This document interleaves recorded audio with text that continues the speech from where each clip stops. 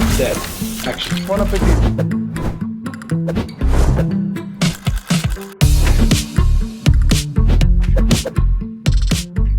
Hey, I'm Luke Powell. We're here at LP's Quality Meats in Marrickville. Today we're going to be making a smoked lamb ham. We're going to make a brine. We're going to add a whole lot of aromats, spices, sugar, salt. We're going to inject a lamb leg. It's going to be submerged in the brine for about 10 days. We're going to take it out, dry it, put it in the smoker, and then hopefully slice it up. All right, we've got a whole lamb leg here from Linden Lamb, east of Oberon. So it's a biodynamic lamb.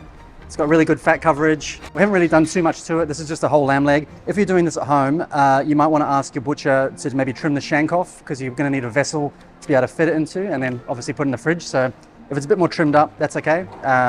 But yeah, I guess just making sure you got space in the fridge. First of all, we're going to make a brine with a whole lot of aromats here. So we've got mustard seeds, garlic, peppercorns, cloves, cinnamon, caraway seeds, and then some rosemary, bay leaves, and thyme. We're going to add some salt, some sugar. We're going to make a little tea with all the aromats first. It's going to go into the remaining water of the brine. We're going to inject that into the lamb leg and then submerge the leg in the brine for about 10 days. So for the brine, I've taken a portion of the water that we've measured out for the brine, and we've heated it up. So we're basically going to make like a little bit of a tea infusion here. So I've got the caraway seeds, we've got the peppercorns, the cloves and the cinnamon quills, mustard seeds, and the garlic. So I'm just going to let that sit there for a minute. We'll push all these out of the way. And then I've got the remaining water here.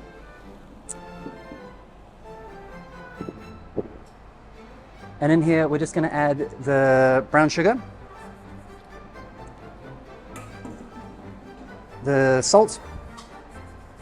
So in the recipe, it's about 5.5% salt and sugar to the amount of water you're using.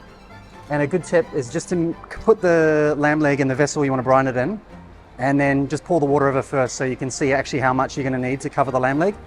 Otherwise, you're just going to be sort of guessing how much water you're going to need. So just measure the water first over the lamb in the vessel, and then you can work out the percentages of salt and sugar after that.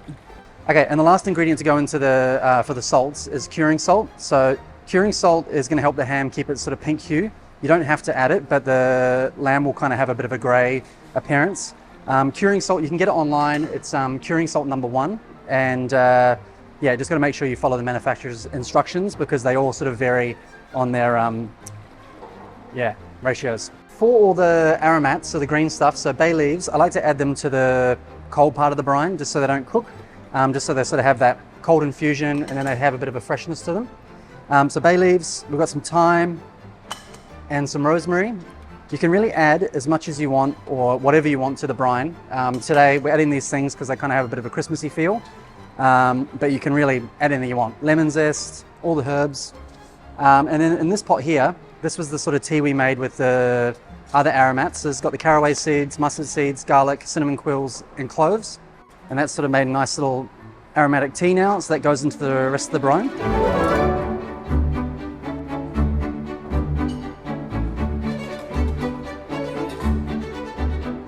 Now we've got the brine, we've got the lamb leg, we've got a brining needle here.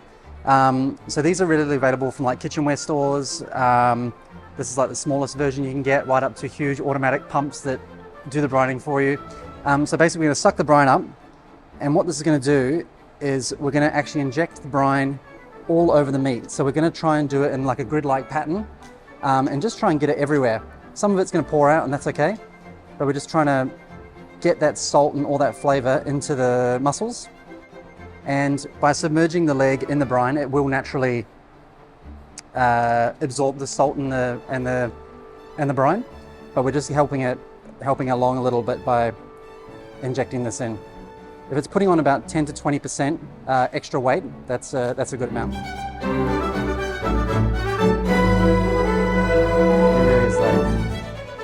All right, after you pump enough brine in, then it's going to take the leg and then just submerge it in the brine.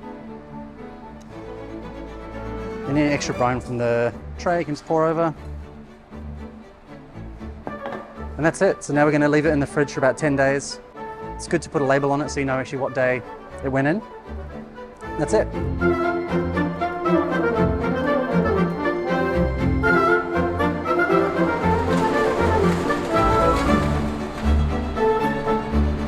Okay, so the lamb leg's been brining for 10 days. Yesterday we just pulled it out of the brine, we've hung it up to dry. That just lets a lot of the brine drip off it, and it tends to get a little bit tacky on the outside, and that tackiness is called a pellicle, and that just helps the smoke adhere to the outside better when it's being smoked. All these little bits of aromats, they can come off, and basically we're just going to put it in just like that.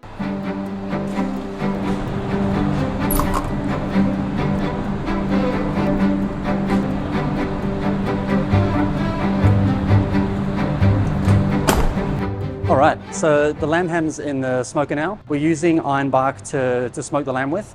The oven's set at about 77 degrees Celsius, and we're going to smoke the lamb until the internal temperature is about 65 degrees. It should take about 6 to 8 hours, and around the sort of 4 hour mark, we'll start checking with a thermometer just to see where it's at.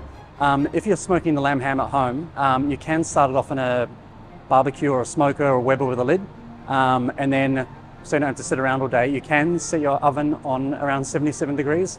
You'll need a little oven thermostat thermometer to double check, and then it should take the same amount of time. So it's been smoking for 6 hours. I just checked the temperature, it's about 65. So we are good. All right, so the ham's just come out of the smoker. Ideally, you can let this rest by just putting it in the fridge until it's fridge temperature again. We can cut into it now because it's so good, but it'll probably just be a little bit juicy.